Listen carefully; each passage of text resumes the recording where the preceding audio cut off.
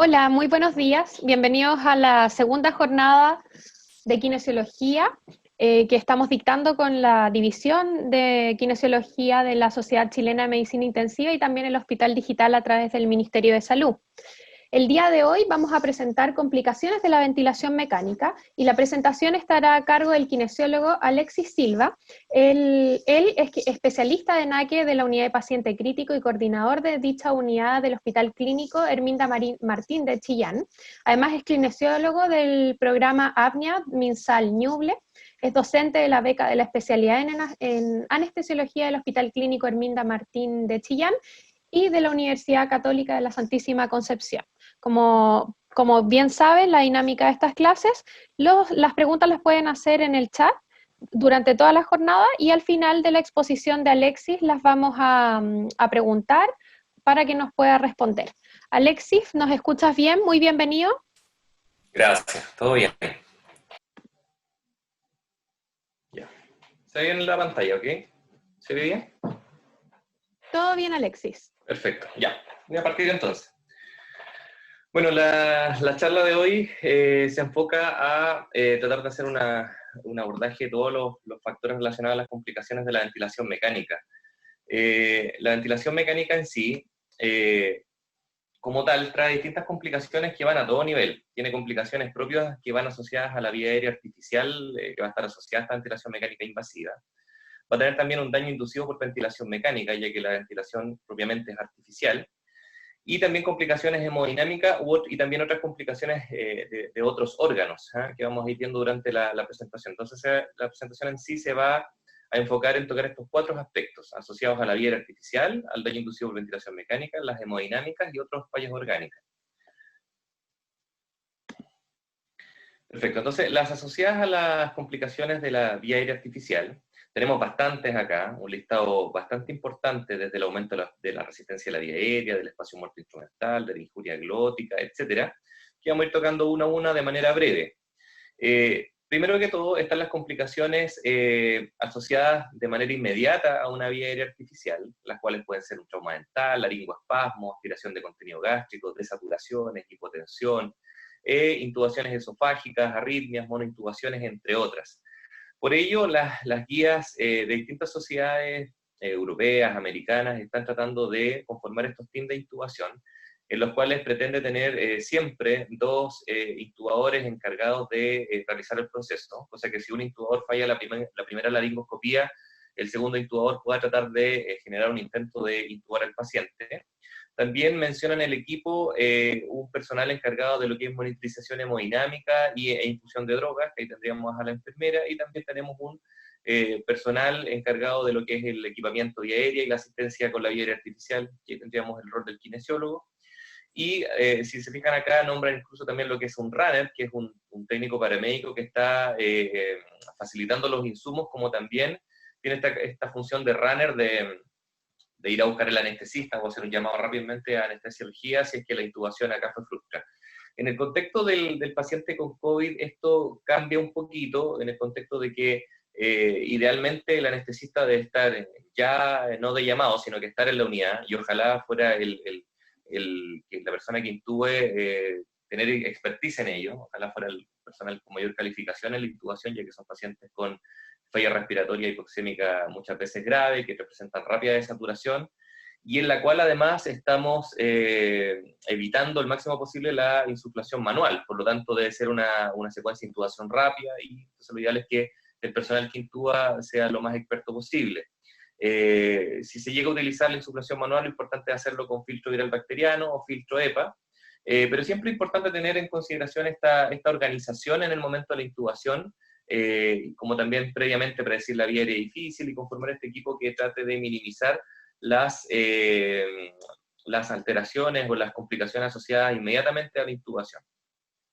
Para ello también están estos checklists de intubación, yo sé que en varios hospitales de Chile los tienen, donde tanto van tomado en cuenta la preparación del paciente, la preparación del equipamiento, del team como tal que tiene que estar todo, y también las preparaciones que tenemos que tener o los algoritmos frente a la dificultad de la intubación o a la presencia de una vía aérea difícil o que se complica. También, por otro lado, es importante que durante la laringoscopía se pueda asegurar una oxigenación apneica, que acá en este trabajo por lo menos muestra que el hecho de, durante la laringoscopía, dejar al paciente igual con oxigenación a través de una cánula nasal de alto flujo, mejora bastante lo que es el tiempo de laringoscopía, lo alarga, permitiendo que el paciente no presente una desaturación tan prematuramente y pueda dar más tiempo de laringoscopía. Acá, lamentablemente, esto lo coloco más para los colegas o para los profesionales de salud que están más que nada incursionando en unidades no COVID, ya que acá tenemos riesgo de aerosolización con la cánula nasal de alto flujo durante la laringoscopía y por eso se opta en una secuencia de intubación rápida. Pero aquellos que estén en unidades no COVID o con pacientes que en cierta manera no se sospecha que tienen coronavirus, el hecho de colocar una cánula nasal de alto flujo, o bien si no tienen cánula nasal de alto flujo, una naricera de bajo flujo con 15 litros por minuto, por ejemplo, durante la laringoscopía, va a facilitar bastante el tiempo de ella y con ello van a poder, en cierta manera, tener menos complicaciones asociadas a la laringoscopía muy estrechas por desaturación u otras complicaciones. Otro de los puntos importantes es la posición adecuada del tubo endotraqueal. Acá tenemos complicaciones tempranas como la monointubación o como la intubación esofágica. Así que es bastante importante la correcta comprobación. Ahí tenemos el gol estándar que es a través de capnografía, de que el tubo se encuentre en posición. La ocultación, obviamente, para saber que hay una ventilación simétrica, la expansión del tórax también.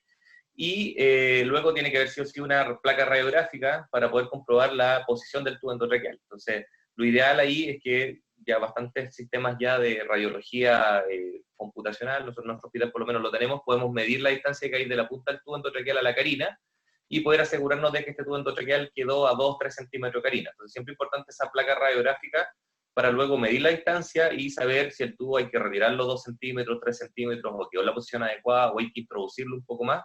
Y siempre hay que dejar registro de cuánto debería ser la posición ideal en la comisura labial a la cual debería estar ajustado el tubo endotraqueal. Otro de los problemas es la injuria laringea que se va a producir por este estrecho contacto del tubo endotraqueal con la laringe, lo cual va a producir edema supraglótico e incluso en condiciones más complejas puede incluso producir subluxación de aritenoides u otras complicaciones.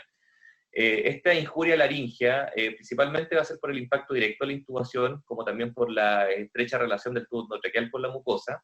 Va a aumentar siempre en pacientes agitados, eso que hay que considerar, los pacientes que tratan de hablar y que las cuerdas vocales hacen mucho más contacto con el tubo endotraqueal. Y por otro lado, también es importante que se puede producir incluso una parálisis cordal por lesión directa de afectación de nervios recurrentes. Por otro lado, también va a haber atrofia de la musculatura laringea y faringea, y va a haber cese del flujo translaringeo, porque va a haber un bypass de la vía aérea superior, por lo cual, en el tiempo que hay que el paciente se pueda extubar, hay que considerar que va a haber una falta de sensibilidad laringea, lo cual va a comprometer también la deglución. Entonces, esta injuria laringea va a tener dos complicaciones principales al momento de ya extubar el paciente, que va a ser el aumento de la resistencia inspiratoria, que nos puede llevar fácilmente a un estriol laringeo post-extubación, y por otro lado, a una disfagia. Así que estos dos aspectos son bastante importantes. Por un lado, predecir el riesgo de estriol laringeo post-extubación, y por otro lado, hacer una valoración de la deglución luego de que este paciente haya sido extubado. Para ello, existen estos flujogramas en los cuales nos logra en cierta manera dirigir hacia cuántas horas post-extubación debería realizarse una valoración de la deglución y de la voz, y luego de esta valoración iniciar la alimentación si es que ha sido exitosa el proceso deglutorio del paciente. Así que es importante también considerar las horas en las cuales los pacientes deberían retomar la alimentación y previamente, obviamente, hacer una valoración de ella. Otra de las alteraciones que también se puede producir por esta vía artificial es las lesiones de la mucosa traqueal por este ajuste de presión del CAF. Lo importante es que la tráquea tiene una presión de perfusión y tiene una presión de perfusión arterial y una presión de perfusión venosa. La presión de perfusión arterial de la tráquea está alrededor de los 25 milímetros de mercurio y la presión de perfusión venosa de la tráquea anda alrededor de los 18 milímetros de mercurio. Entonces aquí es importante que las presiones del CAF por lo menos no sobrepasen la presión de perfusión arterial de la tráquea. Recuerden que el manómetro, el cafómetro, mide en centímetros de agua. Por lo tanto, estos rangos de los 25, 18 milímetros de mercurio traspasados a centímetros de agua andan alrededor de los 26 a 34 centímetros de agua aproximadamente, que es el rango acá que el cafómetro nos va a delimitar como un rango seguro de inflado del CAF. La presión de perfusión venosa es bastante difícil, no no pasarla a llevar, ya que este CAF requiere un contacto con la mucosa y es casi, como les digo, seguro que en algún momento se va a pasar esta presión de perfusión venosa. Por lo cual es casi inminente que haya también un poco de edema traqueal luego de que el paciente sea extubado. O sea, ya el edema está de antes de que el tubo en situ está en la vía aérea, pero considerar que también va a haber un cierto edema traqueal también por culpa de haber sobrepasado la presión venosa. Pero lo importante es no sobrepasar la presión de perfusión arterial de la tráquea, ya que con ello se va a producir claramente isquemia traqueal y la lesión ya como tal de la mucosa traqueal.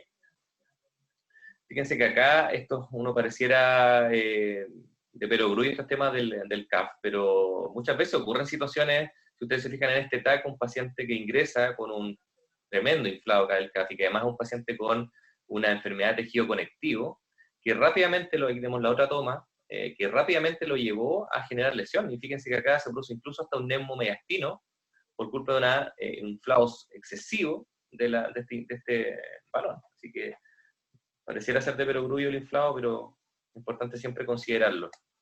Y otra de las cosas importantes es que se ha visto que el cafómetro, para poder funcionar, tiene que autopresurizarse. El hecho de autopresurizarse significa que de algún lado tiene que sacar presión para poder presurizarse y hacer la medición. Y esta obtención de presión la hace desde el mismo balón. Por lo tanto, cada vez que nosotros midamos con el cafómetro, va a haber una pérdida de presión en el CAF. O sea, aquí hay algo paradójico. Muchas veces usamos el cafómetro para, de cierta manera, ajustar la presión del CAF, pero cada vez que medimos también se desinfla el CAF para poder hacer la medición. Entonces nunca realmente sabemos cuál es la presión que tenía el CAF. O sea, esto puede ser una pérdida incluso hasta de 6 centímetros de agua. Por lo tanto, lo que hacemos con el cafómetro finalmente no es medir la presión del CAF, porque como les digo, cada vez que usted mide, desinfla el CAF, sino que lo que estamos haciendo es ajustar la presión del CAF. ¿Ya? Y eso es importante, considerar que cada vez que usted mide se desinfla, y por ello, antes de una manometría con el cafómetro, es importante asear adecuadamente la cavidad orofaringea, y si el paciente tiene un tubo con aspiración subglótica, hacer una aspiración subglótica previa, porque el contenido supra-CAF, cuando usted haga la medición con el cafómetro, puede generar penetración y con ello hacer aspiración de contenido supra-CAF y con ello generar riesgo de neumonía asociada a ventilación mecánica. Así que un punto bastante importante a considerar de que finalmente no estamos midiendo la presión del CAF, sino que ajustándola cada vez que hacemos esta medición, este ajuste, perdón, con el cafómetro y con los pasos previos claramente de asear adecuadamente todo el contenido supraglótico, si es que tenemos aspiración subglótica en el tubo, o bien, si es que no lo tiene, por lo menos haber hecho un aseo correcto de la cavidad orofaringea para que ese contenido no impacte en la vía aérea. En cuanto a esto, cada vez está más en curso la posibilidad de tener sistemas de inflado continuo del CAF, porque el cafómetro, como les digo, tiene esta desventaja de que cada vez que esté mida va a generar una cierta deflación del CAF. Por lo tanto, hay 3 estudios ya hasta el momento, y con ellos se ha hecho un metaanálisis de sistemas automatizados para mantener la presión continuamente correcta del CAF, y lo cual se ha relacionado de manera exitosa a disminuir el riesgo de neumonía asociada a ventilación mecánica. Así que para allá va un poco la cosa en el futuro, de que para estos sistemas son un poco caros todavía, algunos vienen asociados a algunos ventiladores mecánicos, pero probablemente en un futuro podamos contar con tecnología de ese tipo. Otro de los problemas que va a ocurrir es que vamos a tener un bypass de la vía aérea superior, y esta vía aérea superior cumple un rol bastante importante, ya que filtra el aire, lo humidifica y lo tempera. Entonces, este efecto, en cierta manera, se va a ver en desmedro al tener una vía aérea artificial, por lo cual un sinónimo de vía aérea artificial también es tener humidificación de tipo artificial, ya sea de tipo pasiva, con un HME, o sea de manera activa con los sistemas típicos de humidificación activa que conocemos. Recuerden que estas son las 3 funciones que logra la vía aérea superior, lo cual permite un gas libre de patógenos y partículas y además un aire acondicionado. Lo importante del acondicionamiento de este aire, de que pueda entrar húmedo y de que pueda entrar con cierta temperatura, es que nuestras unidades ciliares son dependientes de humedad y temperatura para generar un correcto batido ciliar. Y requieren de que este aire, en cierta manera, les logre aportar esta humedad y temperatura para que estos cilios funcionen de manera adecuada. Cuando el aire no entra humidificado de manera correcta, de hecho se produce el efecto contrario, donde la misma mucosa es la que le va a llegar la humedad al aire, como siempre lo hace, pero cuando hay el retorno, claramente este aire no viene acondicionado y no va a devolver de manera adecuada la humedad y la temperatura correcta para que estas unidades ciliares funcionen de manera adecuada. Por lo tanto, lo que se va a ocurrir acá es que va a haber daño epitelial, ya va a haber principalmente aquí disquinesia ciliar, los cilios no van a estar operativos y muchos de ellos incluso van a morir, estas unidades ciliares, luego de pocos minutos, horas, con un paciente con una mala humidificación o sin humidificación artificial. Tanto como les digo, es sinónimo de vía aérea artificial también contar con una humidificación de tipo artificial.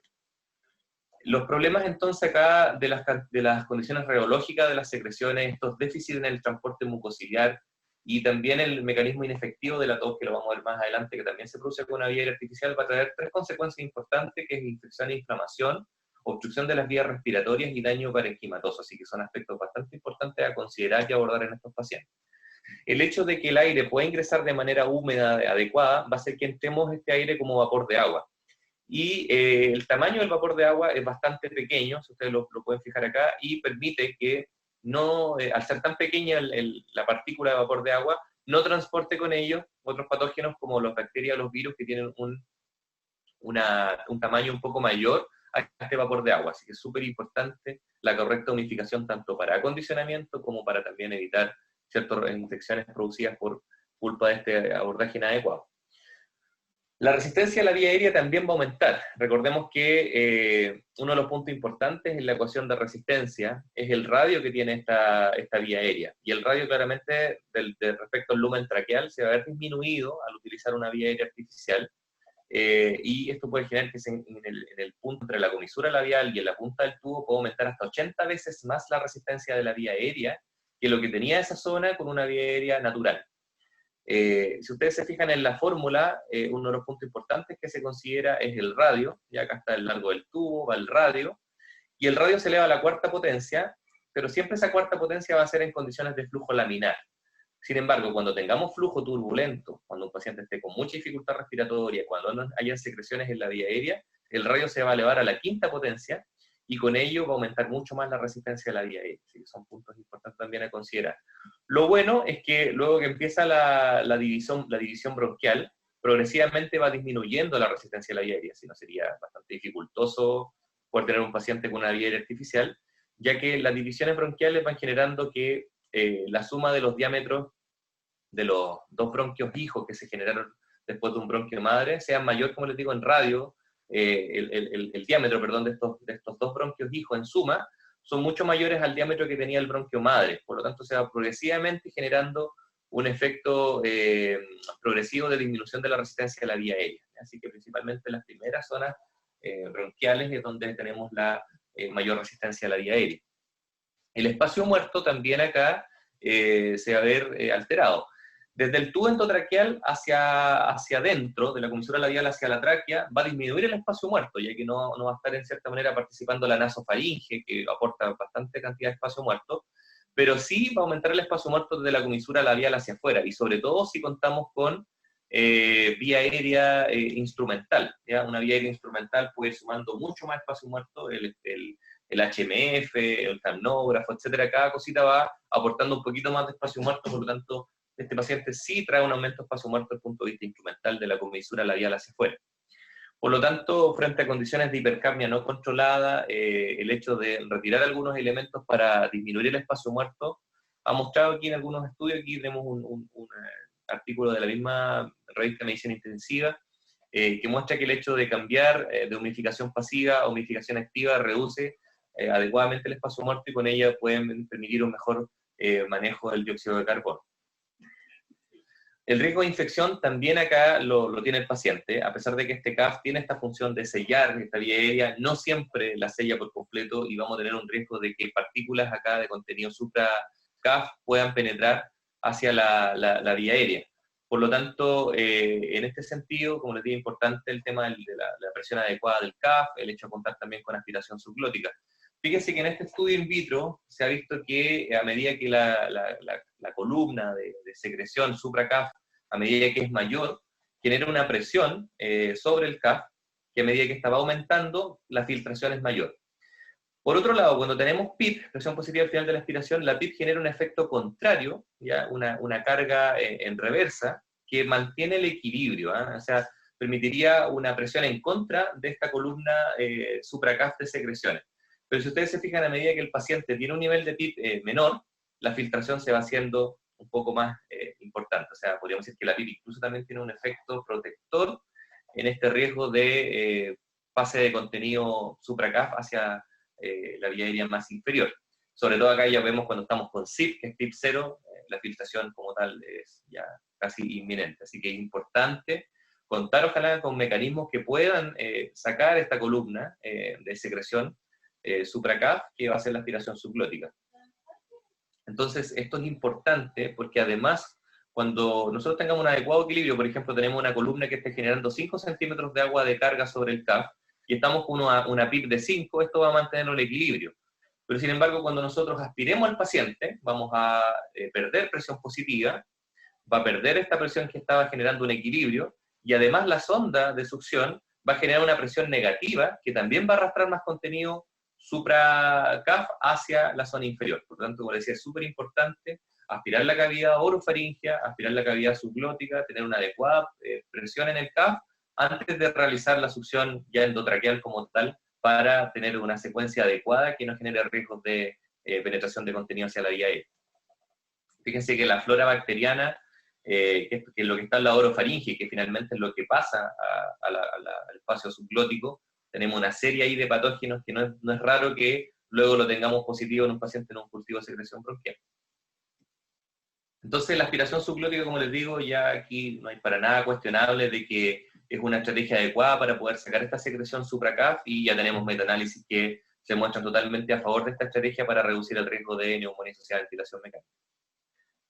Ahí tenemos un artículo también bastante clásico, que muestra a un paciente con tubo sin aspiración subglótica versus los pacientes que utilizaron sistema de aspiración subglótica, cómo disminuye la incidencia de neumonía asociada a ventilación mecánica, como también incluso hasta la estadía en ventilación mecánica. Así que si tiene la posibilidad de incorporar estos tubos con aspiración subglótica en su unidad, o si los tiene, privilegiarlos por sobre los que no tienen aspiración subglótica. Y una de las últimas alteraciones asociadas a la vida artificial es que también la tos no va a ser una tos fisiológica. Recuerden que la tos tiene 3 fases importantes: la fase inspiratoria, luego la fase compresiva, que depende de este cierre glótico, y luego esta fase expulsiva, que depende de la apertura glótica, y lo cual simplemente con este hecho de cerrar la glotis y poder abrirla después en la fase expulsiva, aporta 100 litros por segundo, solamente este efecto glótico. Por lo tanto, un paciente que esté intubado tiene la glotis abierta, una glotis que no participa y no se produce esta fase compresiva de la tos. Por lo tanto, vamos a tener una tos un poco menos efectiva de la fisiológica, ¿ya? Y el paciente aquí simplemente no es que va a hacer una tos como tal, sino que solamente va a hacer una aceleración de flujo expiratorio, que por lo menos tiene que ser mayor a 60 litros por minuto para ser efectivo, ¿ya? Así que si esto va sumado además a debilidad de los músculos respiratorios, se suma mayor ineficacia de la tos todavía.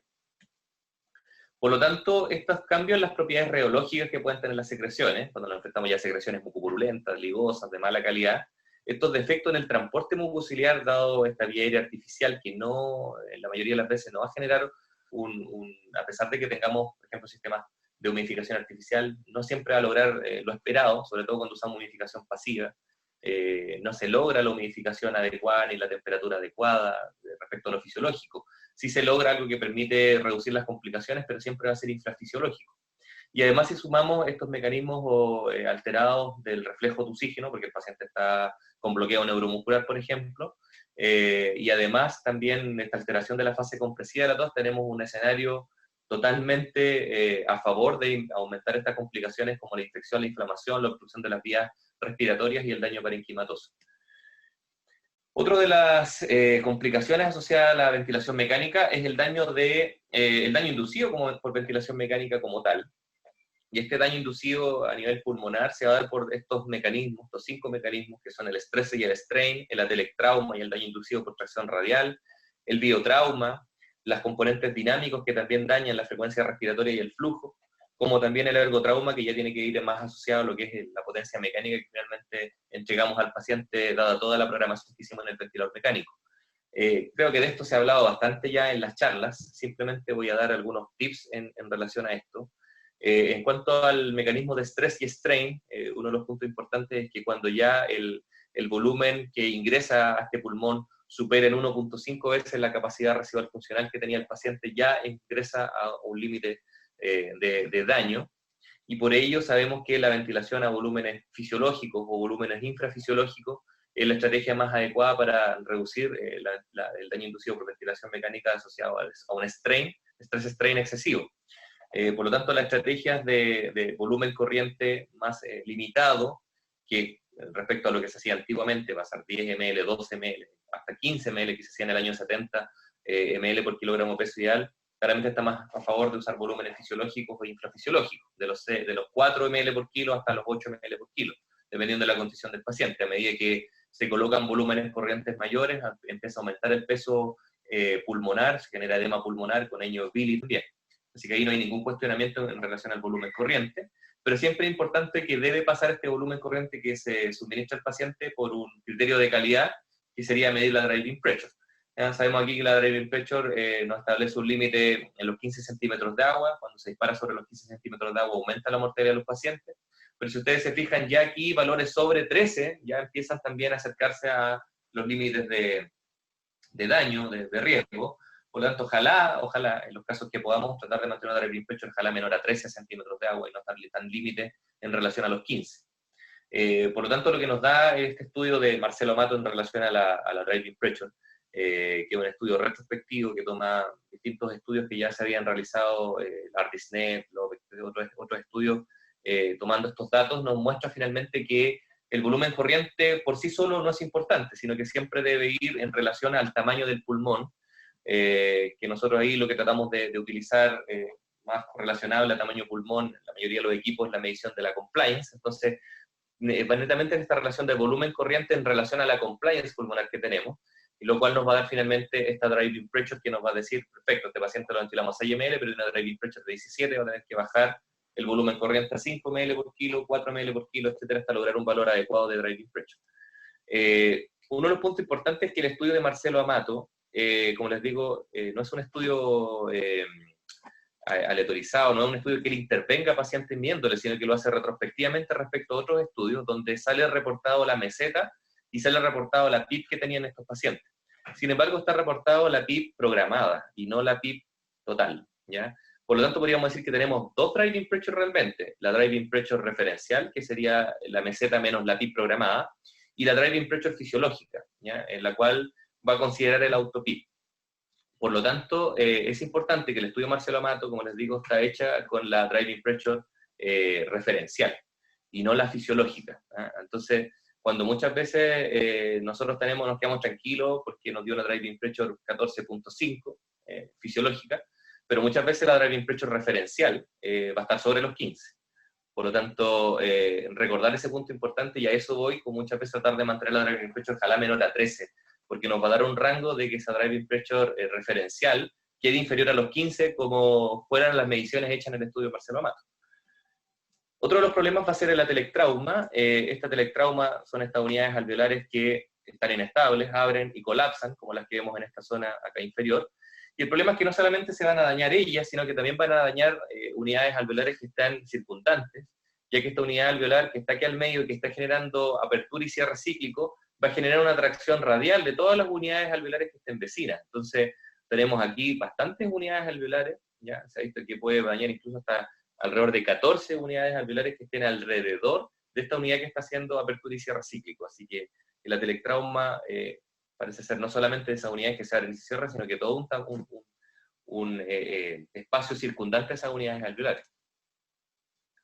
Otro de los mecanismos de daño es el biotrauma, que es todo el daño ya biológico producido por este strain excesivo o por este atelectrauma constante, que ya es el daño biológico, la liberación de mediadores inflamatorios que van a ir a la circulación y con ello van a impactar al mismo pulmón como también a otros órganos, inflamándolo y generando muchas veces incluso disfunciones orgánicas. Ahora, ¿qué daña más? ¿El strain excesivo o el atelectrauma como tal? Fíjense que en este estudio comparan, a medida que esto está más amarillo, hay más inflamación, más daño, pareciera ser que el strain excesivo daña más que el atelectrauma. Predomina un poco más el daño en este que en este de acá. Sin embargo, también en el atelectrauma hay daño, así que es importante considerarlo, porque cuando nosotros generalmente hablamos de ventilación mecánica protectora, hablamos mucho de la driving pressure, pero muchas veces tener una driving pressure menor a lo que debemos tener no nos asegura que no tengamos atelectrauma.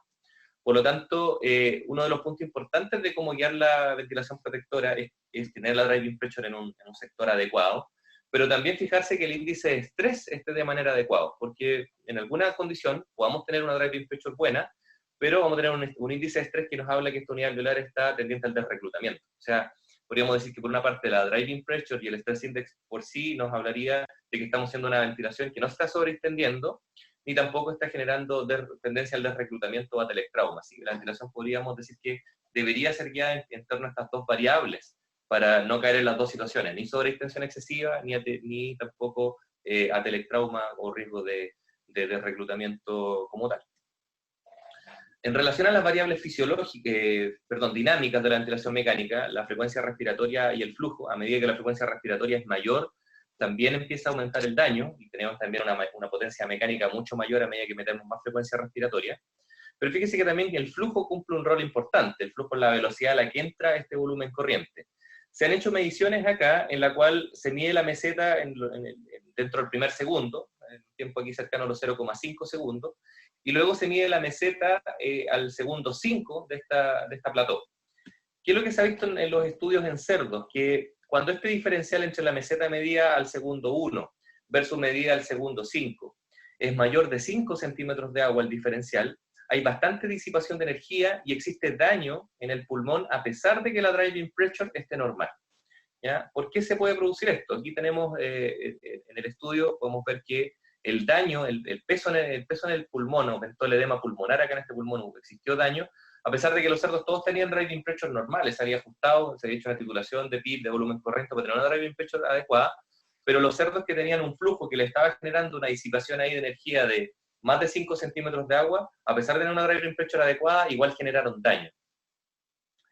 Por lo tanto, también es un punto importante para saber que estamos con un flujo adecuado. Si usted le sube el flujo inspiratorio al paciente, también debería considerar que ojalá este diferencial entre meseta del segundo 1 versus el segundo 5, ojalá quede menor a 5 centímetros de agua, para asegurarse de que este flujo no esté generando daño como tal.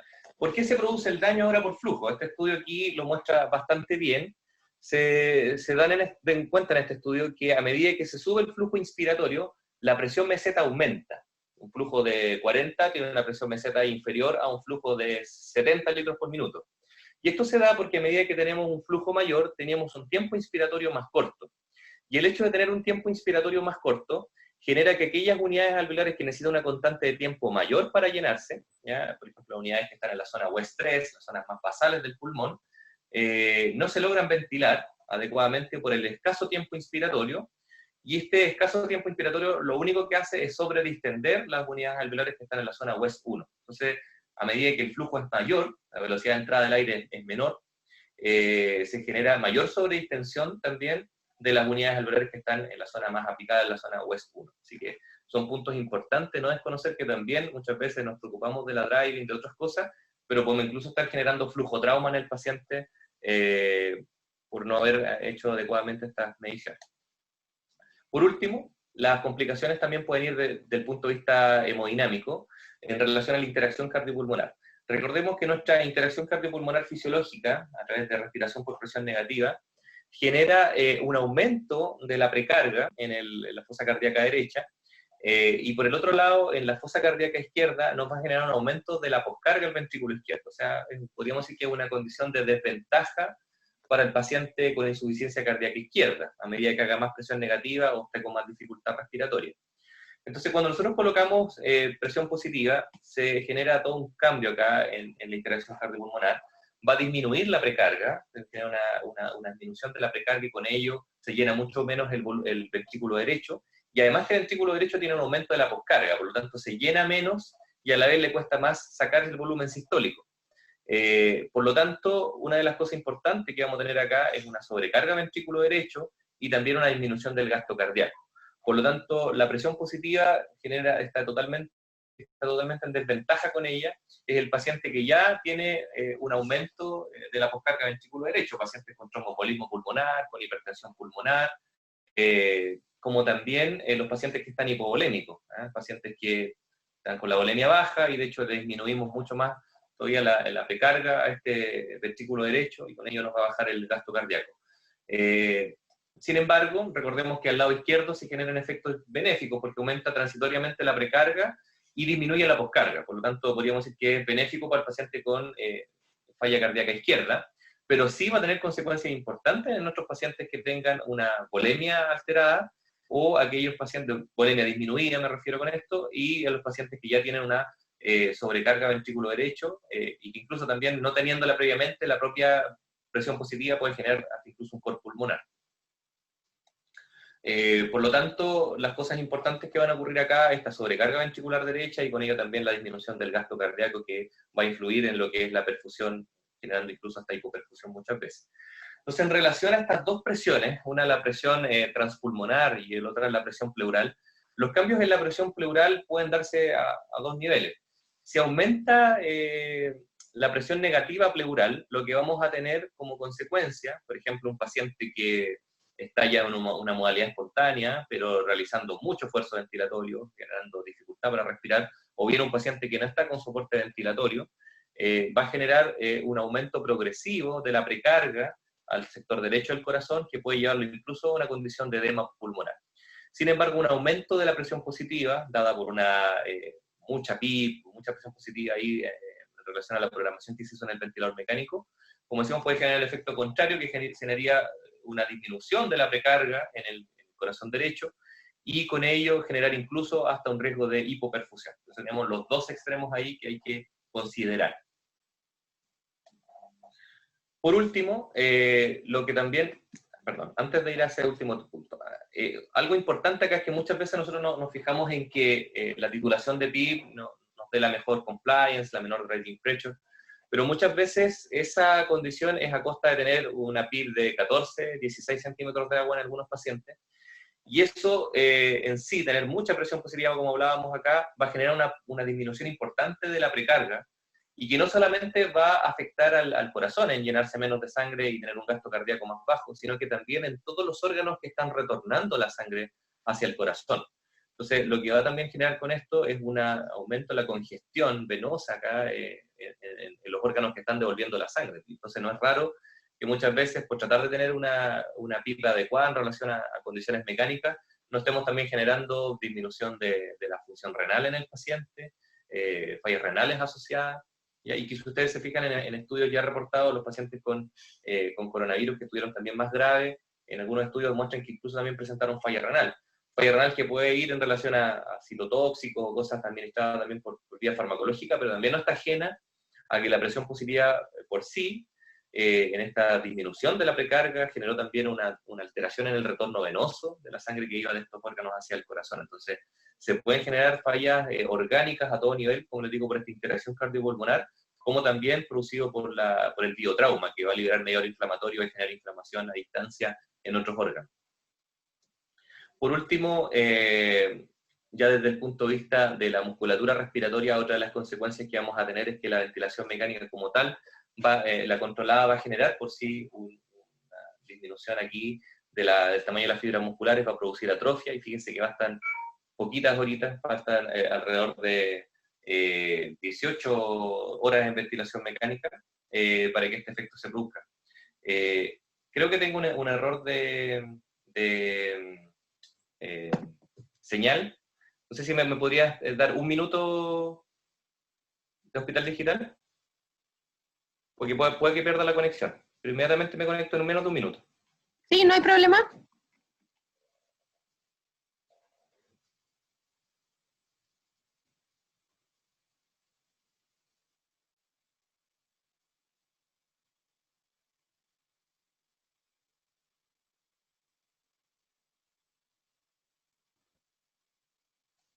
Vamos a darle unos minutos a Alexis para que retome la conexión. Recuerden que él nos está presentando desde Chillán vía remota, así que y probablemente también está en turno en el hospital, así que le vamos a dar un tiempo para que pueda continuar la presentación.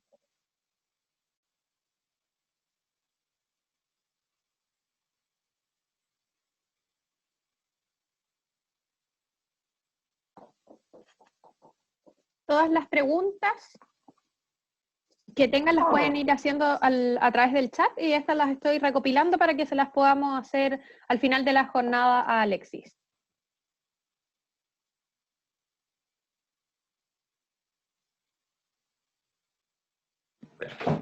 ¿Aló? Perfecto, Alexis. ¿Todo bien? Ya, perfecto. Sí. Sorry que estaba compartiendo de mi celular y se me fue la carga, pero lo tengo acá. Voy a compartir la pantalla nuevamente. Ok. Estoy finalizando la reunión. Súper.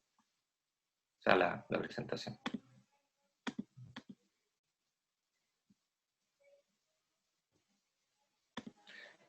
Ya, perfecto. Entonces, como les decía, bastan poquitas horas, 18 horas para que se produzca este proceso de atrofia. Y no solamente va relacionado a las horas en ventilación mecánica, o sea, a medida que tenemos más horas en ventilación mecánica, cada vez se va produciendo más atrofia, sino que también se produce una alteración en las fibras musculares del diafragma.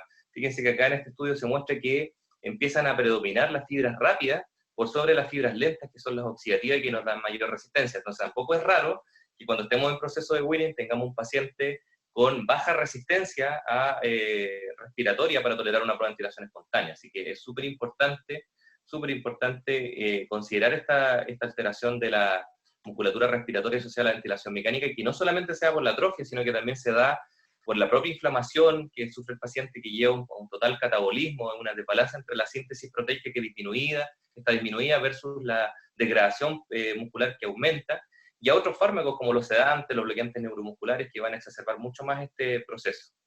Entonces, importante valorar la función de los músculos respiratorios. No voy a ir acá solamente a decirles que hay que medir una pimometría en los pacientes de ir a la prueba de ventilación espontánea, y que no solamente están las mediciones de fuerza, sino que también están las mediciones de resistencia, como la medición de la presión máxima sostenida, como la prueba de tiempo límite, como la medición también de la tos, que se hace a través del pertusígeno, y también la valoración ultrasonográfica, que ya la vimos en otras oportunidades, la excursión diafragmática, el thickness diafragmático, para antes de ir a una prueba de ventilación espontánea, saber que estamos con una musculatura respiratoria adecuada, de que pueda tolerar esta prueba de ventilación espontánea. Ahora, el abordaje de estos pacientes con disfunción muscular respiratoria, aquí tampoco no hay ninguna duda de que el entrenamiento muscular respiratoria facilita este proceso de Winning, y hay metaanálisis al respecto que nos muestra que los pacientes sometidos a programas de entrenamiento muscular respiratorio con válvulas umbrales, como incluso cuando en 2 estudios consideraron este metaanálisis con el propio ventilador mecánico a través del gatillaje por presión, ajustando la carga de esa forma, favorecen este proceso de Winning en los pacientes, así que es importantísimo considerarlo. Por último, también el riesgo de debilidad Chiari-Anusi, no solamente la musculatura respiratoria se ve afectada, sino que también la musculatura musculoesquelética como tal, así que no es raro de que también nuestros pacientes presenten debilidad Chiari-Anusi. Estos temas se han tratado también antiguamente en otras charlas por Hospital Digital, pero sí dejarles acá que dentro de los factores de riesgo para debilidad Chiari-Anusi, si ustedes se fijan acá, uno de los puntos bastante importantes, los más predominantes para generarla, es la ventilación mecánica. A medida que un paciente tiene más días en ventilación mecánica, también aumenta más el riesgo de que presente esta debilidad Chiari-Anusi. Se ha visto que cuando los días en ventilación mecánica son de promedio de los 7 días o más, tiene una correlación muy buena ahí en que el paciente puede generar esta debilidad adquirida en UCI. Incluso si se fijan, los días en ventilación mecánica son más importantes incluso que otros factores que muchas veces creemos que pueden generar debilidad adquirida en UCI, como los corticoides, los bloqueantes neuromusculares, la hiperglicemia. Ya de por sí la ventilación mecánica como tal genera un riesgo importante de presentar debilidad adquirida en UCI. Por lo tanto, es importante hacer también estas mediciones de si el paciente tiene esta debilidad adquirida en UCI o no, cuando ya sale de la sedación y coopera, que es la medición del MRC SAM Score, menor a 48 puntos, tenemos un paciente que tiene debilidad adquirida en UCI. Es importante abordar estos pacientes que van a tener disfunciones desde el punto de vista de fuerza muscular con movilidad funcional a través de estos protocolos de movilización temprana en UCI, que sí o sí, si no los tiene, tratar de implementarlos en sus unidades, buscar literatura al respecto. Hay bastantes protocolos de movilización en UCI ya reportados en la literatura, así que no es excusa no tener en las unidades por lo menos uno referencial que hay en la literatura. Entonces, como conclusiones de la clase, podríamos decir que las complicaciones son multifactoriales. Tenemos a todo nivel, asociadas netamente a la vía artificial, asociadas a la lesión pulmonar, al daño inducido por ventilación mecánica, que no solamente afecta el pulmón, sino que muchos órganos circundantes, y por lo tanto, todas estas complicaciones involucran un abordaje multiprofesional. Requiere también de por sí un personal capacitado que comprenda estas complicaciones, y es lo que estamos tratando de lograr a través de esta charla, Y por último, las decisiones ventilatorias relacionadas al manejo ventilatorio del paciente deben ser tomadas en equipo para considerar diversos factores. Muchas veces los médicos tienen una visión, los kinesiólogos tenemos otras visiones en otros aspectos, las enfermeras también en otros aspectos, y así los distintos profesionales de la salud pueden ver, confluir distintas aristas que nos pueden llevar a mejores decisiones en la intervención de estos pacientes. Eso, gracias por la atención. Muchas gracias, Alexi. Tenemos algunas preguntas desde los chats que nos han llegado, así que vamos a partir con eso. Ok. La primera es en relación a la medición de la presión del CAF y lo que explicaste en base a la utilización del cafómetro. Nos pregunta si existe un aparato que ayude a conocer la presión exacta del CAF cuando el paciente está intubado. Perfecto.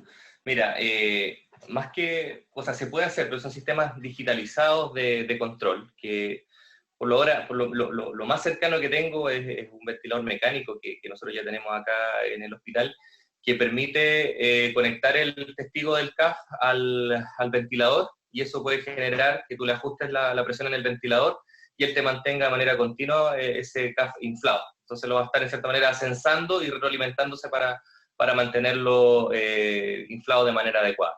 En otros países se han creado aparatos exclusivos para poder hacer una medición continua y un constante llenado de ese CAF.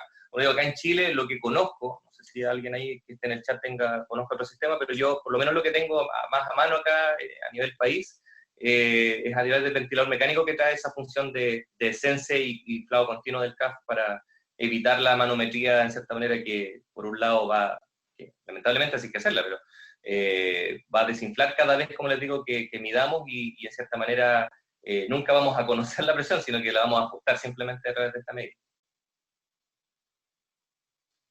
Perfecto, Alexis. Con respecto a la secuencia adecuada de inflado del CAF, ¿cuándo hacerla? ¿Antes o después de la succión orofaringea? Perfecto. Mira, la secuencia adecuada sería aspirar la secreción orofaringea, luego aspiración subglótica si es que la tiene. Luego de haber aspirado estas dos zonas, realizar la manometría ya como tal con el cafómetro, y luego, si es que iba a hacer aspiración endotraqueal, realizarla. Ya después de haber limpiado la zona, digamos, supra-CAF y de haber ajustado correctamente la presión de inflado de este mismo, recién entrar a lo que es la vía aérea como tal, hacer la aspiración endotraqueal. Esa sería la secuencia adecuada. O sea, lo mismo también, por ejemplo, los kinesiólogos en lo que son las técnicas kinésicas de drenaje bronquial, también la secuencia sería la misma: succión orofaringea, sección subglótico, ajuste la presión del CAF, técnica kinésica y luego succión del tubo. Súper claro, Alexis. Y con respecto también al mismo tema, ¿cada cuántas horas es la recomendación de la revisión de la presión del CAF, sobre todo por lo que acabas de mencionar y el contexto actual que estamos viviendo? Y también nos preguntan cuáles son sus rangos, tanto en centímetros de agua como en milímetros de mercurio. Perfecto. Mira, primero en cuanto a los rangos, dijimos que las presiones corporales siempre se declaran en milímetros de mercurio, por eso teníamos ahí la presión de perfusión de la tráquea, que es alrededor de los 25 milímetros de mercurio, y la presión de perfusión venosa de la tráquea, que es en 18 milímetros de mercurio. El tema es que el cafómetro mide en centímetros de agua, ¿ya? Por lo tanto, se hace una conversión ahí en centímetros de agua, esos 25, 18 andarán alrededor de los 26 a 34 centímetros de agua. Generalmente la presión de inflado la hacemos alrededor de los 30 centímetros de agua, el ajuste de presión. Ahora, ¿cuántas veces medir? Muchas veces está protocolizado cercano a 2 veces en el día. Ojalá cada 12 horas debería haber un ajuste de presión.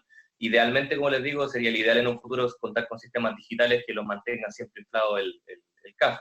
Pero sin embargo, salió un estudio, yo no lo quise colocar para no poner tanta diapositiva, pero que muestra que se compararon dos formas de medición, una cada 12 horas y una en 24 horas. Y fíjense que la medición de la presión del CAF hecha en 24 horas, o sea, una pura vez en 24 horas, no mostró diferencia en haberla hecho cada 12 horas. No quiero decir con esto que lo hagamos cada 24 horas, o sea, todavía falta ahí evidencia un poco al respecto, pero lo que nos está diciendo es que 24 horas versus 12 horas parecieran ser lo mismo, es que al parecer los sistemas que estamos teniendo para medir la presión del CAF, que es el cafómetro, pareciera ser que todavía tiene sus desventajas y el futuro va con probablemente tener sistemas de mantención automatizada de la presión del CAF. Perfecto, y ahora cambiando un poquito el tema, hay hartas recomendaciones, no sé si viste el afiche también de la Sociedad Chilena de Medicina Intensiva con respecto al tema de la aspiración de secreciones y la pausa o el stand-by que hay que hacer en el ventilador. Nos preguntan si esto se recomienda hacer en los procesos de aspiración o es solo para las IBM. En el fondo, ¿cuál sería tu recomendación al respecto? Mira, respecto a la succión, siempre privilegiar realmente a los pacientes ventilados la succión cerrada. ¿Ya? La succión cerrada versus la succión abierta, obviamente ahora en un contexto de pandemia estamos siempre utilizando succión cerrada. La única diferencia, no hay diferencia en cuanto a riesgo de infección, ni en que una técnica sea más eficaz que otra, sino que la única ventaja de la succión cerrada es que evita el desreclutamiento. Por lo tanto, creo que muchas veces colocar el stand-by, siento que estamos con un paciente que está en un sistema con circuito cerrado, perderíamos la función principal que tiene la succión cerrada, que es evitar el desreclutamiento. Por lo tanto, sí, uno de los puntos importantes es que a pesar de que disminuye el desreclutamiento pulmonar, la succión cerrada, no siempre lo va a hacer al 100%. Por lo tanto, dentro de las recomendaciones que también se dan, es que tú aumentes 20 a 30 puntos más la FiO2 basal que tenía el paciente, y más importante incluso que la FiO2, que antiguamente lo típico que se hacía era colocarle FiO2, botoncito FiO2 100% a los ventiladores, es subir la PIP, transitoriamente, subir la PIP si usted lo tenía en 8 centímetros de agua, darle unos 3-4 centímetros de agua en el momento de la succión. Eso va a generar de que el desreclutamiento se minimice mucho más y con ello también no haya desaturación. O sea, a veces, como les digo, más importante que subir la FiO2 antes de aspirar es subir un poquito el nivel de PIB, 3-4 centímetros de agua, transitoriamente hasta que usted termine la succión como tal y luego vuelve al valor adecuado.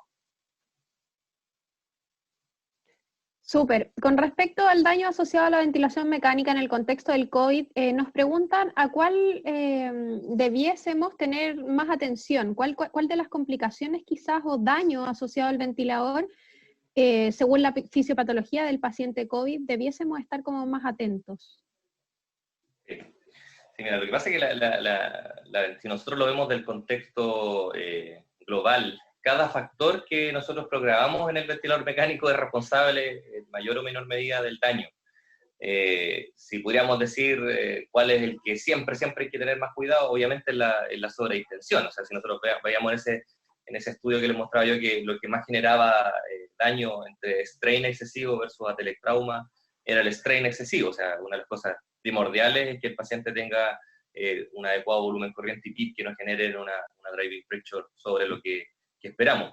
Pero sin embargo, más que privilegiar uno por sobre otro, es importante considerar todos los factores. Como les digo, la frecuencia respiratoria por sí sola es un factor que genera daño, el flujo por sí solo también, que muy pocas veces lo tomamos en cuenta, para saber si estamos con un flujo correcto, no solamente para generar una relación IE correcta, sino que también para no dañar el pulmón.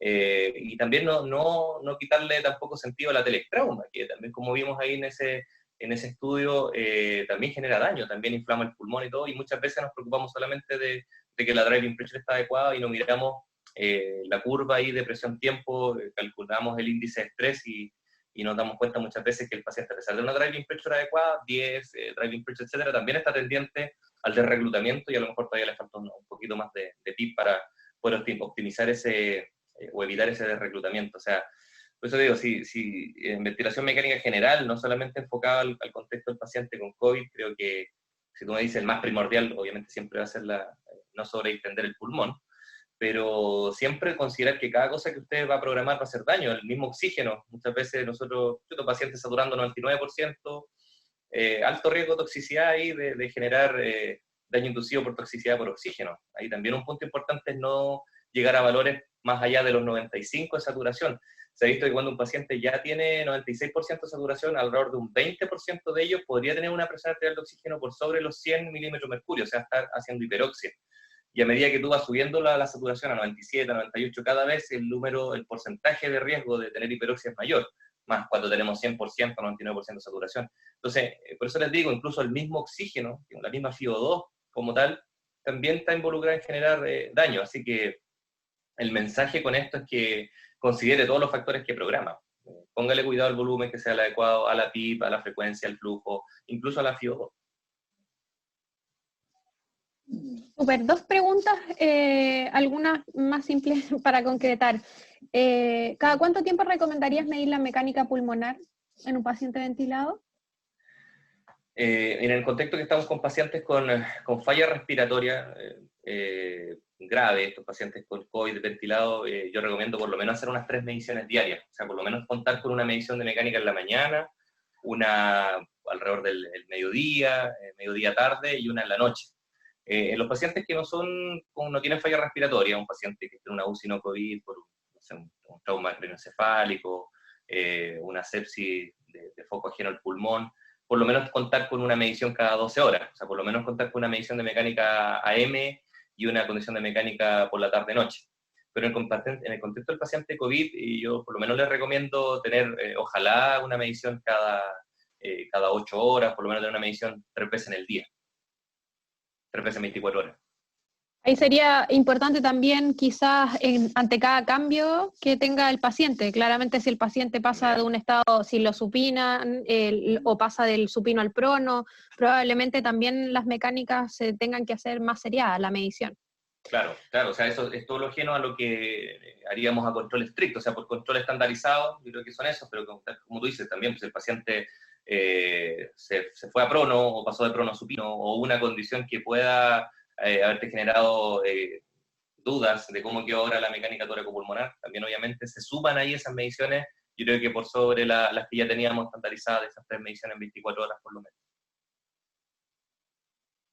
Súper, y la última pregunta, Alexis, para finalizar la videoconferencia. Nos preguntan sobre si nos podrías explicar un poquito el índice de estrés, qué recomendaciones nos puedes dar para estimar su valor, eso, básicamente. Ya, mira, voy a ir un poquito atrás en la diapositiva.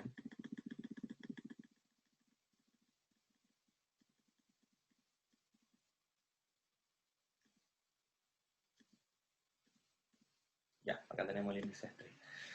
Mira, el índice de estrés, para los que no lo conocen, es una medición que se hace en la curva presión-tiempo, ¿ya? Con flujo cuadrático. Cuando el flujo cuadrático, la curva de presión-tiempo es exponencial, ¿ya? Va en ascenso. En un estudio ya bastante antiguo, ya, lo que se hizo fue hacer TAC en pacientes, generando una medición de la pendiente de aceleración que tenía esta curva presión-tiempo cuando iba siendo exponencial, como fisiológicamente lo es, digamos, en ventilación, volumen, control, flujo cuadrático. Entonces lo que se dieron cuenta los investigadores es que era cuando la curva aceleraba de manera lineal, tenía una pendiente bastante ahí lineal en ese sentido, las unidades alveolares se mantenían adecuadamente en el rango de las unidades de Hounsfield, que hablan de unidades alveolares estables, ¿ya? En la zona segura de las unidades de Hounsfield, de los 500, 900. Sin embargo, cuando esta curva de presión-tiempo aceleraba de esta forma, podríamos ir convexa hacia arriba, las unidades alveolares en ese escáner se mostraban más pendientes a las zonas de desreclutamiento, ¿ya? Por debajo de los 500 en las unidades de Hounsfield, o sea, unidades alveolares que están inestables o que simplemente están colapsadas, o sea, alto riesgo de generar aquí atelectrauma. Y por otro lado, cuando esta curva aceleraba cóncava hacia arriba, se dieron cuenta que las unidades alveolares estaban pasadas a zonas ya de sobreinflación, por sobre los 900.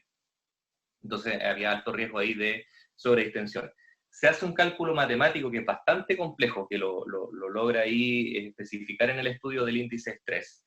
Pero fíjense que hay ventiladores mecánicos que también hoy en día pueden medir esta pendiente. Importante, para que la pendiente se pueda generar de una forma u otra, tiene que haber un tiempo inspiratorio que no sea muy corto, porque si tú tienes un tiempo inspiratorio muy corto y un flujo alto, por lo tanto, va a deformar de por sí esa programación a la curva del índice de estrés. Entonces lo que se recomienda es hacer una programación en volumen, control, flujo cuadrático, con un flujo bajo, alrededor de los 30 litros por minuto. Si su paciente tiene una frecuencia respiratoria alta, la baja ese ratito a 18 o 20 respiraciones por minuto, y con flujo, como les digo, inspiratorio de 30 litros por minuto, sería la programación confiable para poder hacer la medición o la visualización de esto.